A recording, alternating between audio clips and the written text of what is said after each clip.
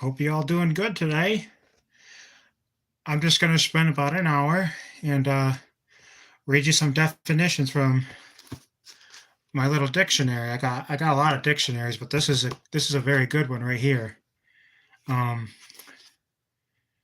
so let's begin. We're also going to look at some of these ones too from the Civil War Dictionary. So we got the Civil War Dictionary. Civil War Dictionary. We also have another one that's really good. Let me get this one out of the way. The First World War Dictionary. I think we might start with this one just because of how good, how interesting. I'm very interested in the First World War. So let's just look at it and see what's in here. So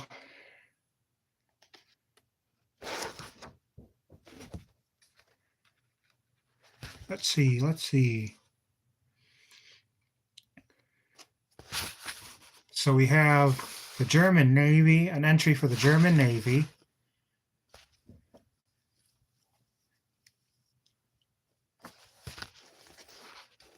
German Navy, the German Army Air Service.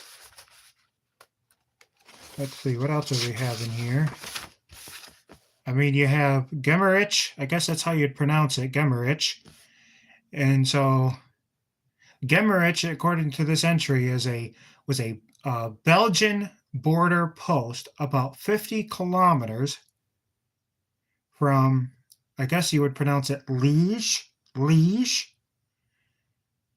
the site of the first hostile German crossing into Belgium just after 8 o'clock on the 4th of August in 1914.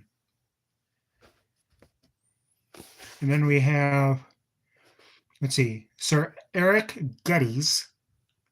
Sir Eric Geddes is an energetic and pragmatic British administrator. Let's see what he did.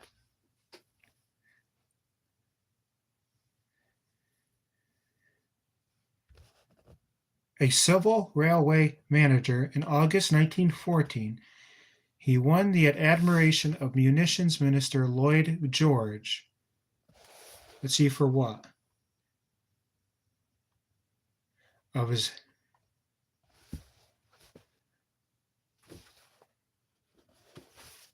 Let's see what else we got.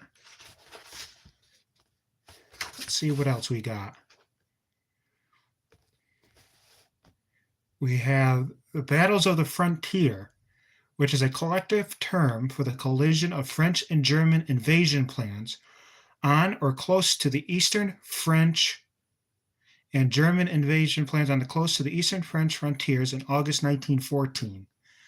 So the confrontation comprised 4 distinct and almost simultaneous battles in Lorraine and the Ardennes forest, each affecting the ultimate.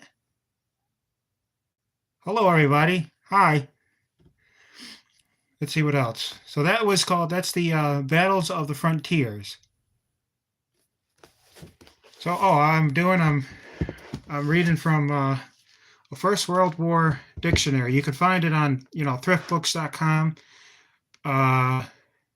maybe Amazon.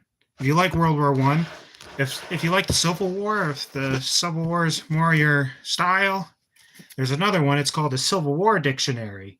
This is a good one too. We'll look at this in a minute. And then if you want a regular dictionary, you can get the Color Oxford English Dictionary. While other dictionaries, the entries are, let me see if I can show you here. Damn brightness. You see how the letters are blue? Well, the good thing about having it in blue is, you can easily see it's not in black lettering, so you could actually see where the entry is. It's so much easier to see. Yeah, we got this one. This one is, let's see how many pages this is. This is 818 pages long. This is a good one, though. If you're studying, if you're in college or high school and you see something, you don't know what that word means, you can always look it up. It's always easier, but I always like to have a little dictionary on hand. And then another one, like I said, is the Civil War Dictionary. You can get this on thrift books. It's a little bit older. It is a little bit older, but if you really like Civil War, this is a book I'd get right here. And then there's other ones. I'll show you some other ones too. They're kind of like dictionaries, but they're more of like a you're Italian, my English isn't good. Yeah, if you want a good book for learning, to improve your English, I'll grab you a couple. I got them right here. I always use them when I'm writing. This is called English, The Perfect English Grammar by Grant Barrett. Let's see if you can see that. This is great if for writing because it improves your grammar. I use this quite a bit. And then let's see what else. What other good ones? If you want to build your English vocabulary, you got this one. This one is called the Endangered English Dictionary. You can find this on thrift books as well. I got some over here too that are pretty good.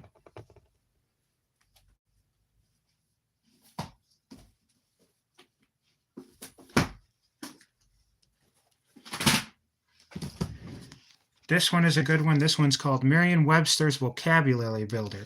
It tells you the root word, how these words came about in the English language. Like, I'll show you. Let me see if I can find a good language. Okay. Mill.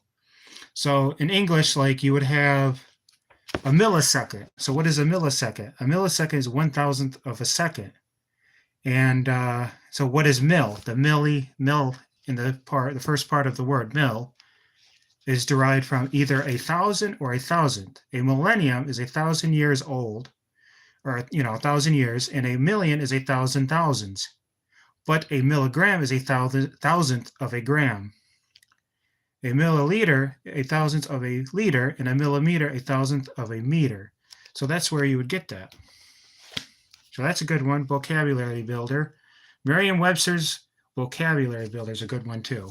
And Bill Bryson, you might have heard of him. I'm trying to think of what book he wrote. It's been years since I read it, but it's a good one. But yeah.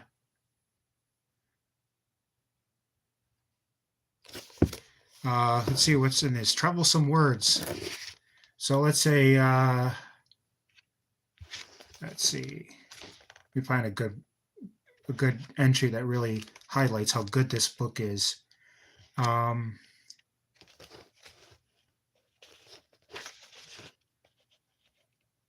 Okay, so it says ceiling and floor for the entry.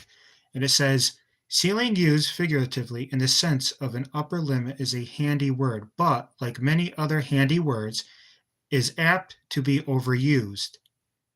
When you do employ it figuratively, you should never forget that its literal meaning is always lurking in the background, ready to spring forward and make an embarrassment of your metaphor, as in this memorable headline from the Daily Gulf Times. Oil ministers want to stick to ceiling. Floor in the sense of a lower limit is, of course, equally likely to result in incongruities. Occasionally, the two words get mixed together, as in the perplexing sentence cited by both Howard and Fowler. The effect of this announcement is that the total figure of 410 million pounds can be regarded as a floor as well as a ceiling.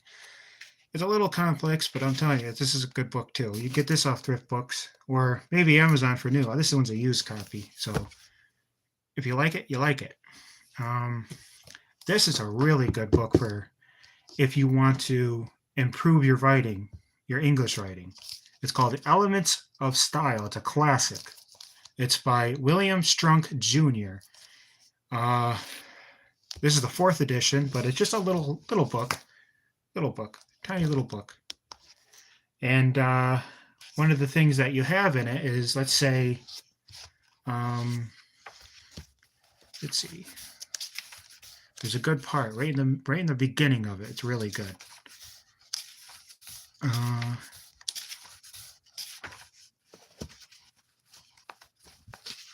Let's see.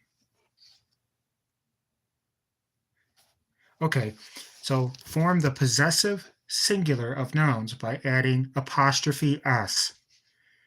Follow this rule, whatever the final consonant. Thus write Charles's friend. So you do, for Charles, you would say Charles apostrophe S. You always have that apostrophe because it's possessive. And it says Charles's friend because it's his friend, it's possessive. So I would recommend this book too.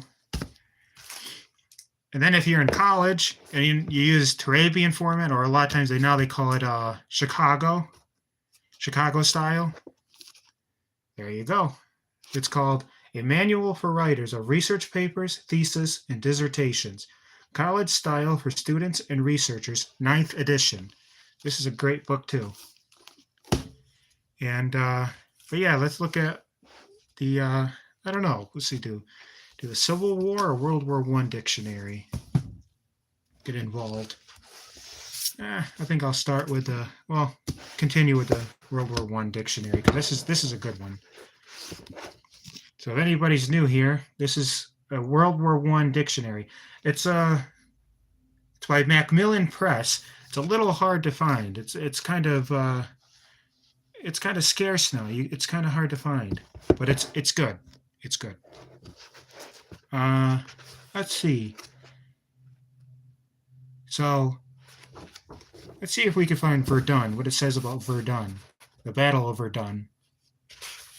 I think that's how you pronounce it. That's how I've always pronounced it. Verdun. Let's see. Red P's. We gotta go to V.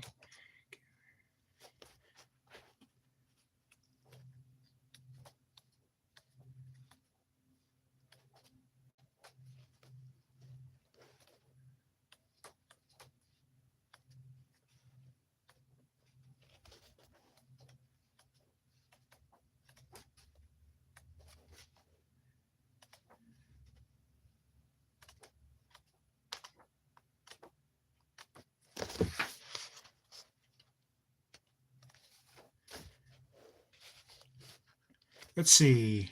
We're almost there. U-boat. Hey, that's a good entry right there. Is U-boat. So U-boat derived from the German untersea boat. That's I probably nuked. I don't know if I nuked that pronunciation, but it's Unterseeboot.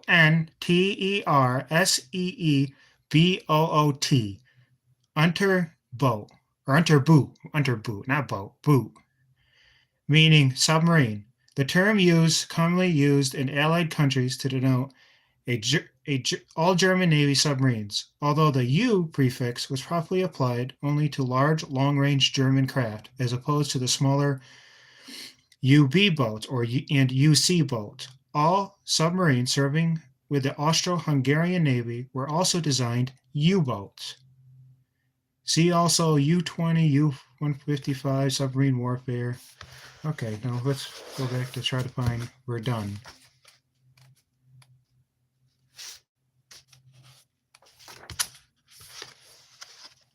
Verdun.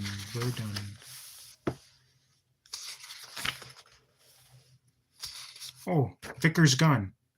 Let's read about that a little bit. So the Vickers gun is a modified version of the Maxim gun adopted by the British Army as its standard heavy machine gun in 1912.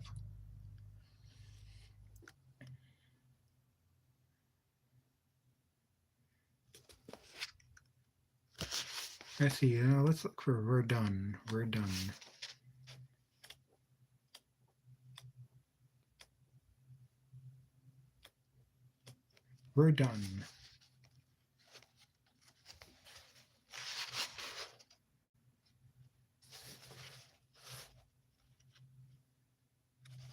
So we got Versailles, the Treaty of Versailles. Okay, Battle of Verdun. Here we go. Battle of Verdun. Battle of Verdun, the longest battle of the First World War, and the most costly in terms of battle casualties.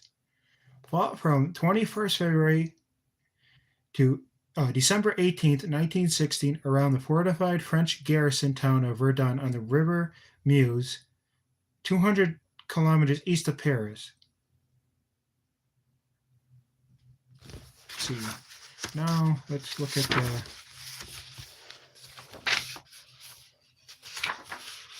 Let's look.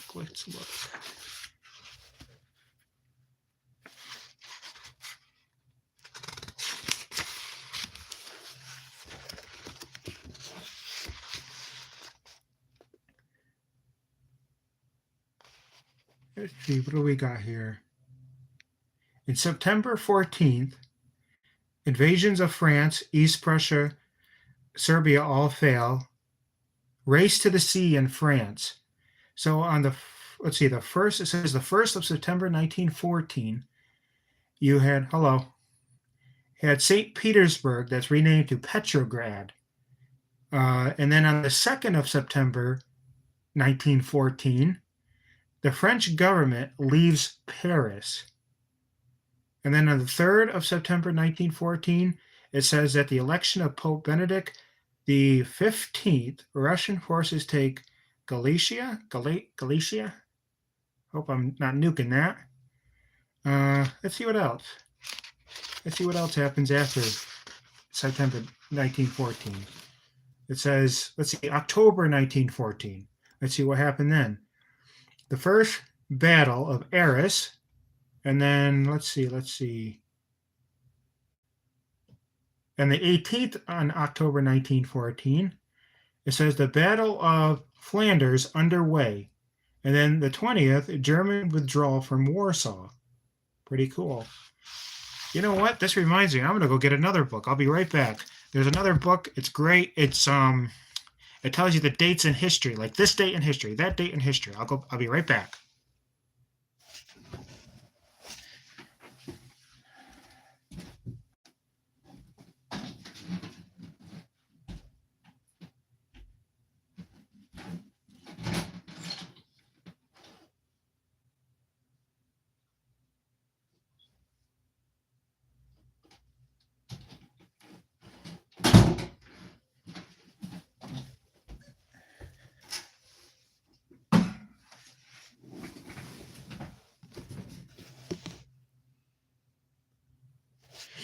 Okay, I'm back.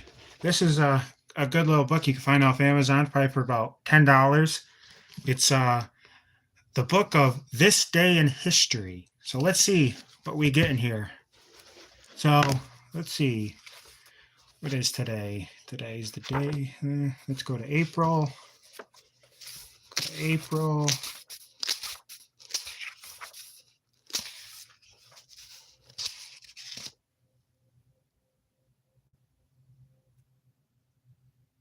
April 29th. So in April 29th, 1429, Joan of Arc arrives at the siege of Orleans. And then it says that she had been granted permission to travel to Orleans, and many believe she was the fulfillment of prophecies that had been circulating around France and foretold an armored maiden who would lead them to victory. And then, let's see, April 29th, 1862. It says David Farragut, maybe that's how it's pronounced. Maybe it's Farragut, maybe it's Farragut. I don't know. But anyways, captures New Orleans. The Union naval commander, and this is during the American Civil War. So it says the Union naval commander had already won the Battle of Mobile Bay and outfought Confederate forts guarding the Mississippi River. This left virtually no defenses between his fleet and the city. Rather than destroy New Orleans, he established martial law and made Benjamin Butler military commander of the city. And then in 1910, Parliament passes the People's Budget, which, let's see, the budget was backed by politicians David Lloyd George and the famous Winston Churchill, and set high taxes on the holdings of wealthy Britons.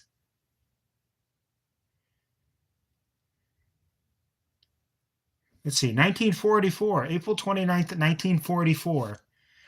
Nancy Wake parachutes into France.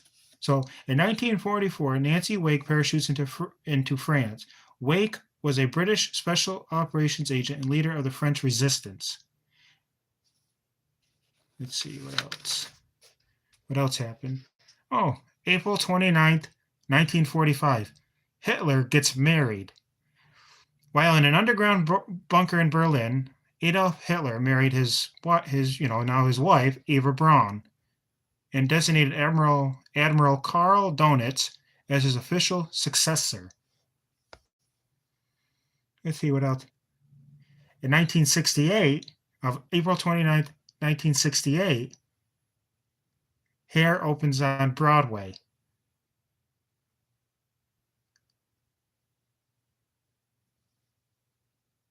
In 2015, on April 29th, 2015, zero fans attend a baseball game in Baltimore because a Baltimore resident named Freddie Gray was killed by police on April 19th, in which created riots.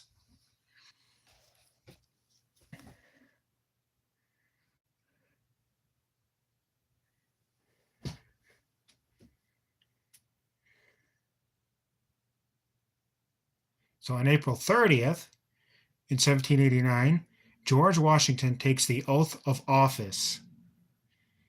So on April 30th, 1789, George Washington takes the oath of office. Washington had been unanimously elected by the Electoral College, and John Adams was elected as vice president. On April 30th, 1492, Columbus is granted a commission by Spain. The Spanish king realized that if Columbus was correct, that he could reach Asia by sailing westward. Let's see.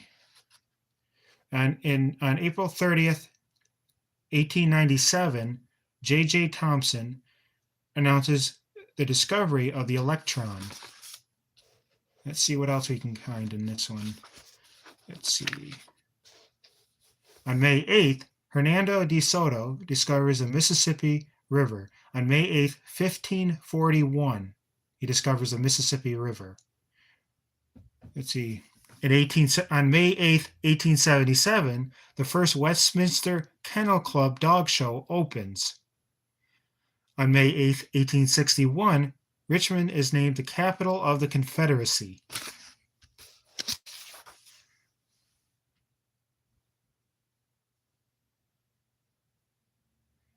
On May 8th, 1980, smallpox is officially eradicated.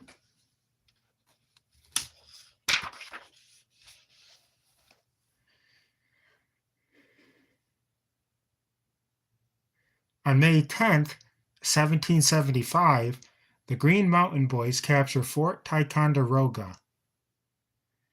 On May 10th, 1865, Jefferson Davis is captured. On May 10th, 1872, Victoria Claflin Woodhull is nominated for president.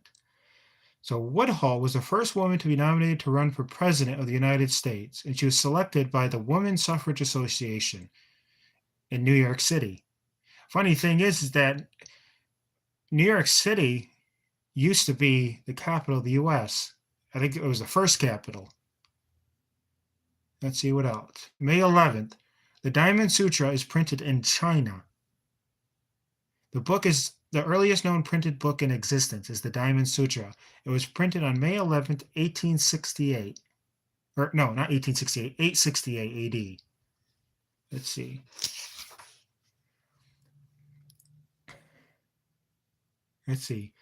On May 11th, 1910, Glacier National Park is established. In May 11th, 1945, kamikaze planes attacked the USS Bunker Hill.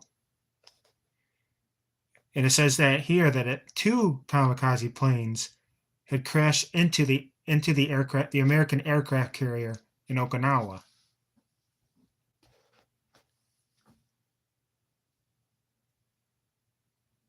And then on May 12th, 1846, the Donner Party begins its journey west.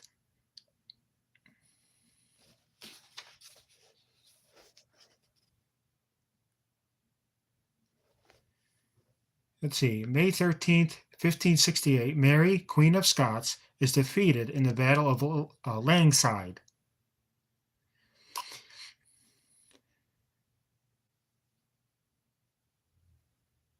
So this is a good book too. I'll be right back.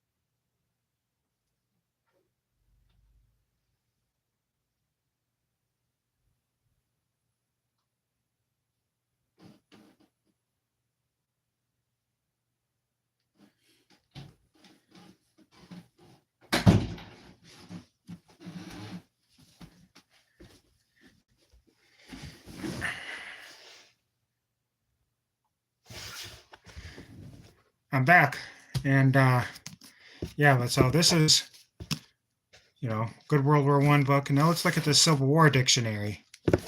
This is an old one. Let's see what we have in here. A lot of this is a lot of technical stuff because it says, like, one entry is the principles of war. And it says, these may be defined as the fundamental truths governing the prosecution of strategy and tactics. The 9 that have been adopted by the U.S. Army in modern times are listed and explained below for several reasons. And then they just explain the different tactics like simplicity, unit of command, the offensive. I don't really want to go too deep in it, but yeah, this is a good one. Boy, it's hot in this thing. Whew. This thing is really hot because where I am right now, it's probably about 65 degrees. And when you're in this, if it's 65 degrees, it's probably 90, 95 degrees in this damn thing. It's very hot. Whew. It's hot. Anyways, let's continue. Anyways, we got more. And this one's a little technical. It can be boring. This will put you to sleep, I'll tell you that much. Whew. Yeah, but this is a good one. Let's see. Oh, one thing I was reading about. Did you know that according to this book, let me grab it. According to this book, it's called, I don't know if the camera picked it up, but it says, How to Become a Federal Criminal. And if you shred cottage cheese, like, you take cheddar cheese and you shred it, if you shred cottage cheese or cream cheese, it's actually, it's a federal crime. According to this book. I mean, don't take it at my word. This is what this book says. You can get it on Amazon. It's interesting, though. And then another one was where if ketchup is too runny, you could be charged with a federal crime. And that kind of makes sense because if it's too watered down, then you're kind of like, defrauding people, your customers. But I think if it was 14 centimeters, so if you put, and they had this device that's slanted at an angle, and if it's 14 centimeters and it runs more than 14 centimeters within like a minute, you actually violated that and you could be charged with a federal crime. And then it says about how if you steal a park bench, or if you move a park bench, even simply moving a park bench from one area to another in a state park, you can be charged with a federal crime. Which, I mean, I don't know if they're really going to charge you with anything because, well, let's just be honest. If you move it just a little bit, that's kind of crazy. They'd charge you with a federal crime. But I'll read you some of this. Let's see. Oh, and that was another one too. It's like if you smell. There's professional when you butcher a pig, a male pig. There's professional individuals that I guess can smell something off the genitalia of the male pig. And when they smell that, it will tell them if it's like bad meat or something. And if you sell rancid meat of this pig, you can actually get charged with a federal crime. Let me just go to the index and see what page it is, and I'll show you what I mean. I should have an index. With alcohol, it should be okay, with animals. Let's see.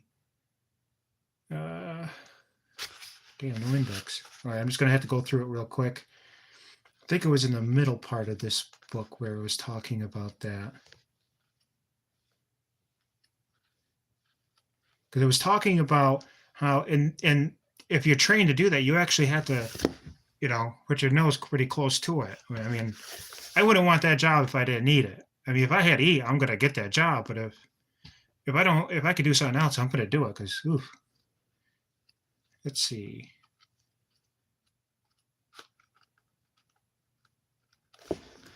I know it was, okay, here we go, with animals. Chapter 2 should be right in here.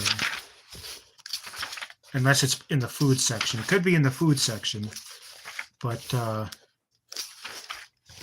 this is a polar bear thing. Federal crime.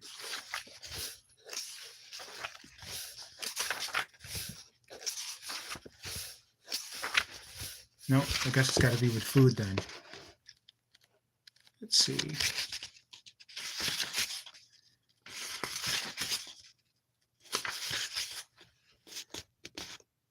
Yeah, food. Let's go to 93. With food. So 93.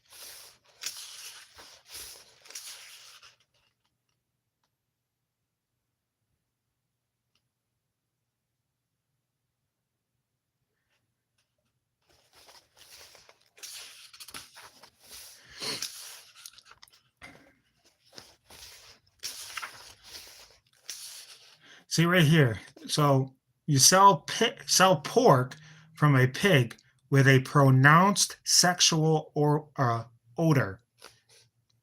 So let's read it.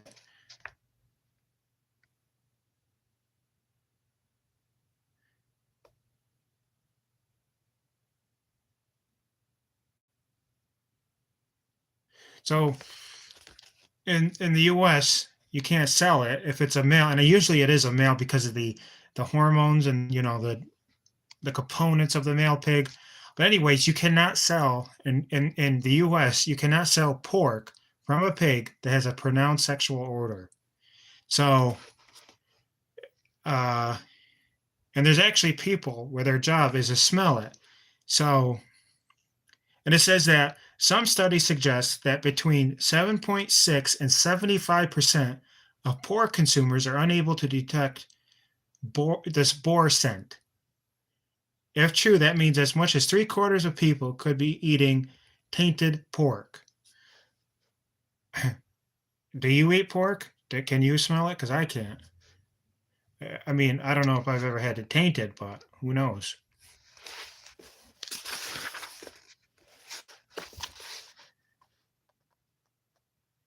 And also, you can also be charged with a federal crime if you sell a dirty egg.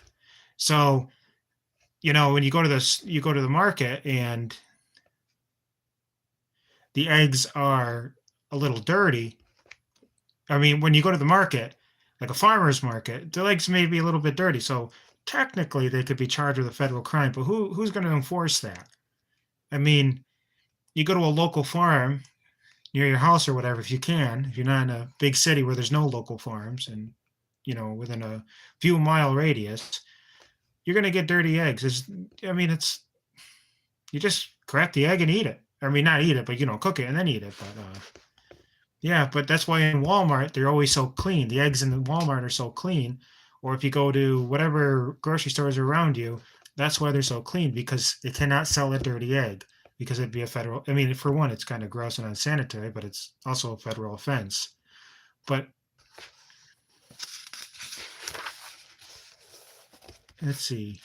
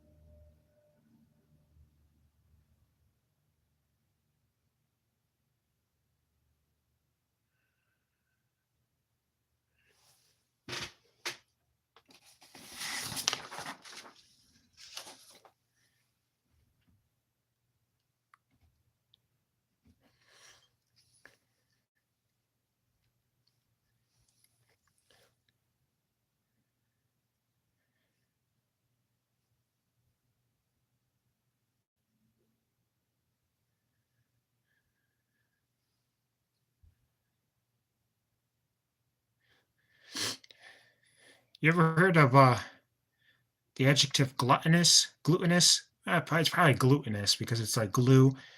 It means having a sticky glue-like texture. That was a word I was looking up, and that's pretty interesting. Glue-like texture. So what is something that has a glue-like texture? Well, it's got to be sticky, so like honey. Honey can be glutinous because it's so sticky. And then another word I was looking up is a highwayman. The noun. It's a noun because it refers to a person who robbed travelers, typically on the road. So,